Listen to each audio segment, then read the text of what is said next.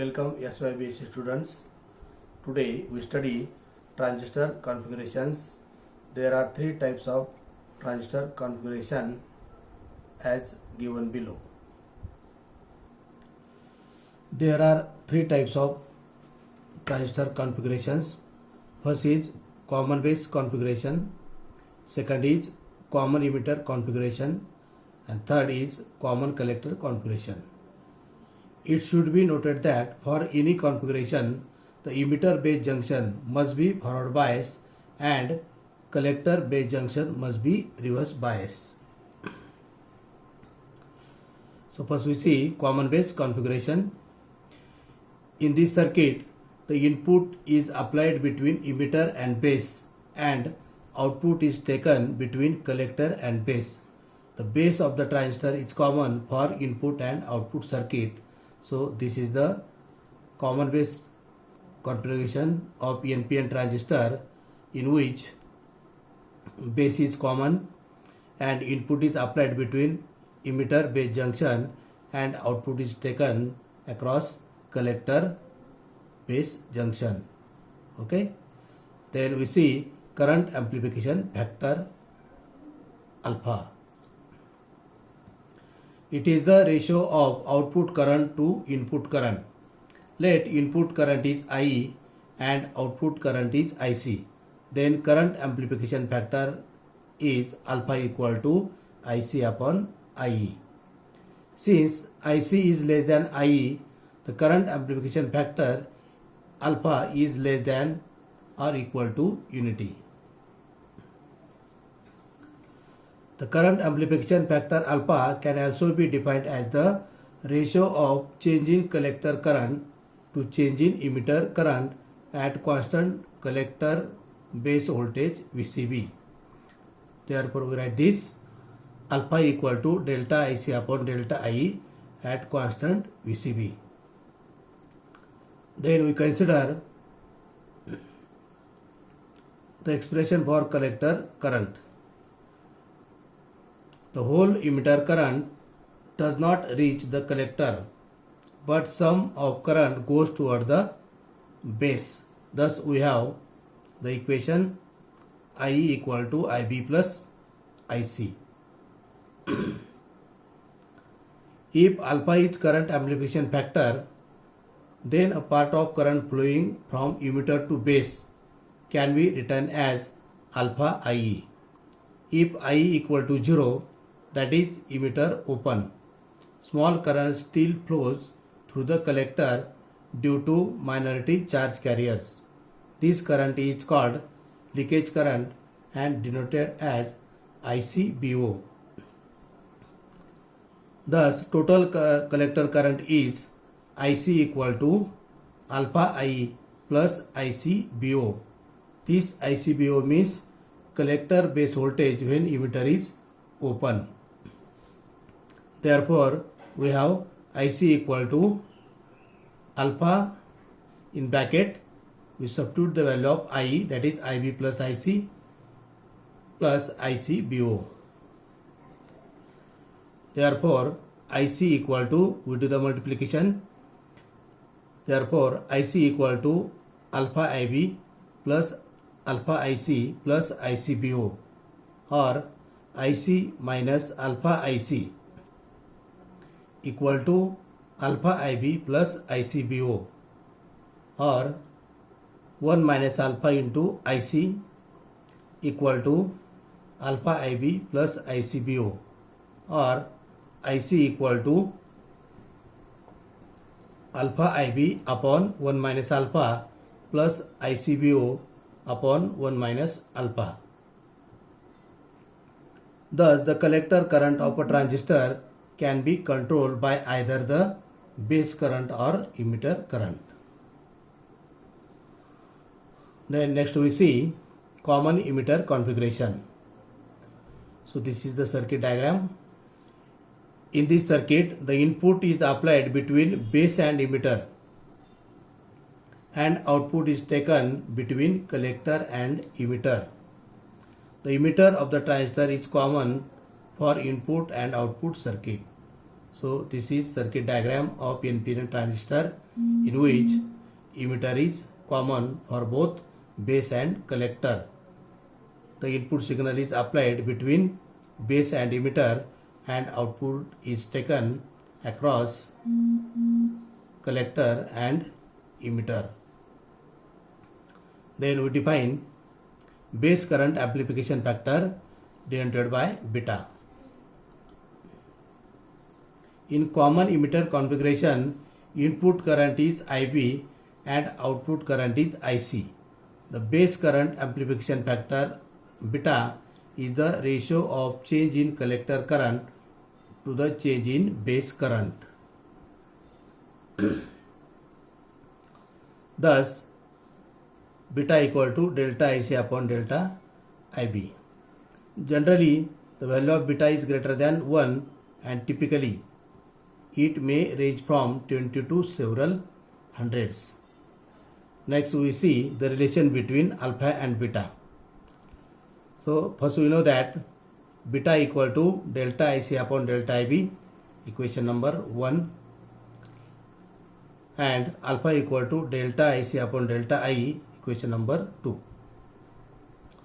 So we have I equal to IB plus IC. Therefore, delta I equal to delta IC plus delta IB, or delta IB equal to delta IE minus delta IC, equation number 3. Substituting equation 3 in equation first. So we have to substitute here equation 3 in equation first. Okay. So here we substitute the value of delta IB.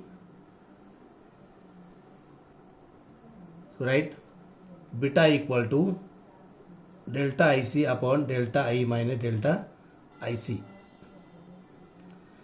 Dividing the numerator and denominator by delta I, we get beta equal to delta IC upon delta I divided by 1 minus delta IC upon delta I. Therefore, we get beta equal to delta IC upon delta I is the alpha upon 1 minus again delta IC upon delta I equal to alpha. Okay. So beta equal to alpha upon 1 minus alpha. This is the relation between beta and alpha. Now from above equation we can write alpha equal to beta in bracket 1 minus alpha. So alpha equal to beta minus alpha beta, or alpha plus alpha beta equal to beta.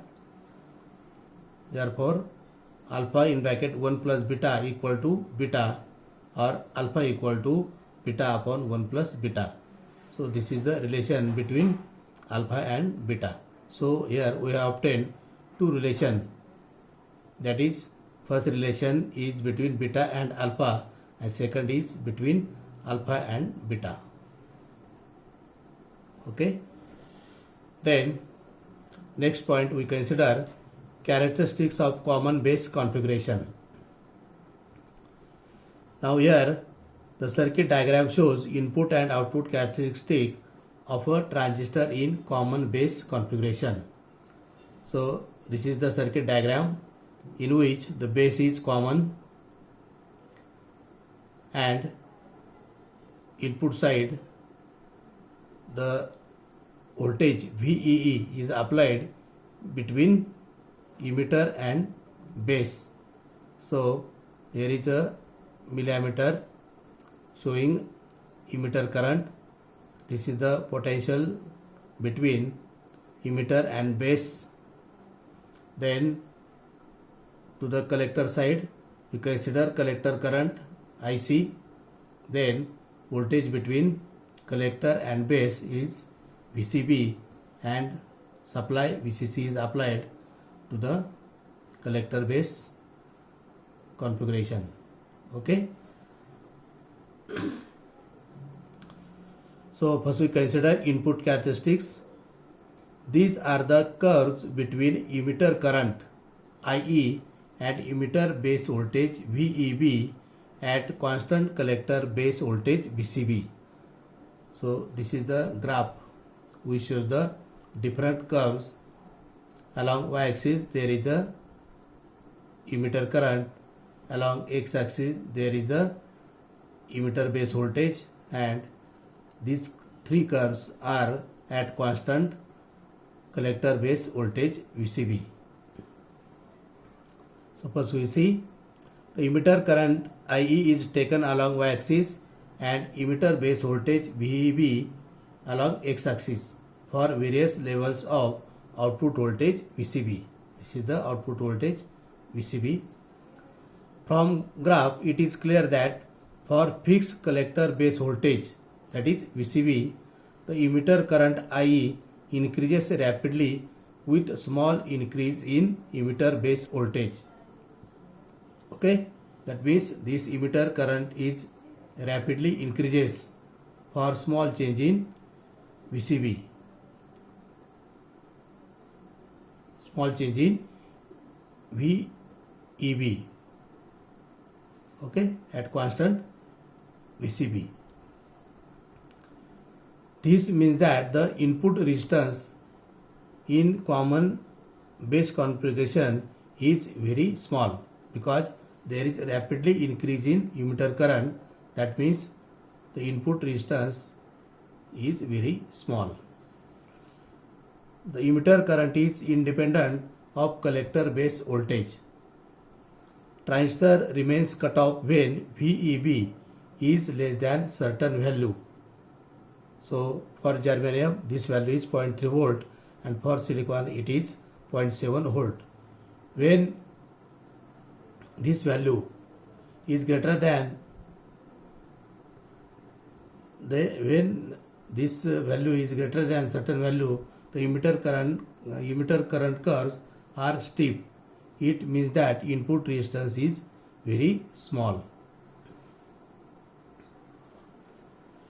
Input resistance, it is the ratio of change in emitter base voltage to the change in emitter current at constant collector base voltage.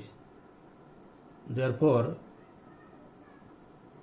Ri equal to delta VB upon delta IE at constant VCB.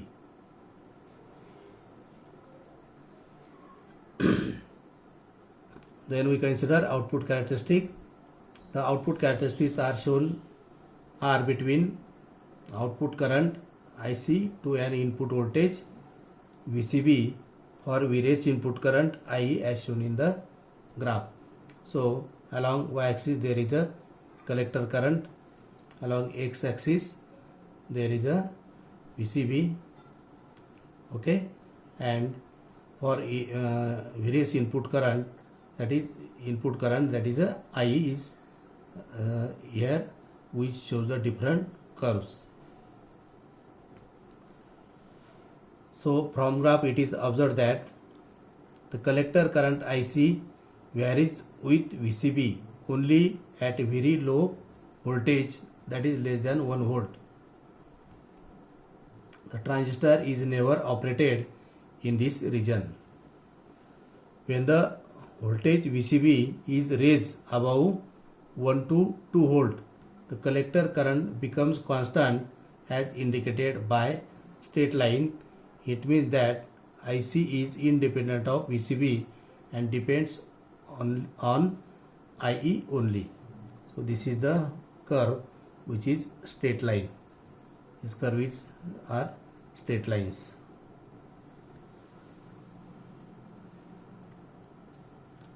For IE equal to 0, the collector current is simply the reverse saturation current denoted by ICBO. This current is very low, measured in microampere. The graph consists of three basic regions. The first region is active region, second is cutoff region, and third is saturation region. In active region, in graph we see where is active region. So this portion is the active region. The saturation region is here, and this is the cutoff region shown by blue color. Okay.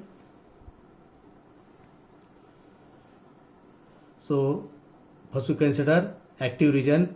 In active region, the emitter base junction is forward bias and collector base junction is reverse bias. Then we see cutoff region.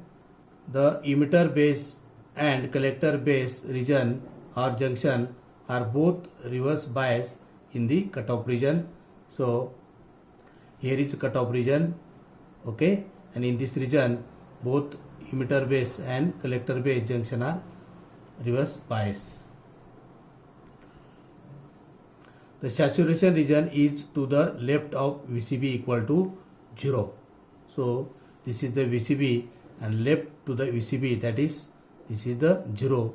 So below 0 there is a saturation region. This is the saturation region. In this region, the emitter base junction and collector base junction are forward bias. So in this region, that means in the saturation region, both emitter base and collector base junction are forward bias, and in active region emitter base junction is forward bias while collector base junction is reverse bias, and in cutoff region both junction emitter base and collector base are reverse bias. So you see output resistance. It is the ratio of change in collector base voltage to the change in collector current at constant emitter current. So R0 equal to delta VCB upon delta IC at constant IE. The output resistance is very high, of the order of several tens of kilo ohm. So with this lecture I will stop here. Thanks to all.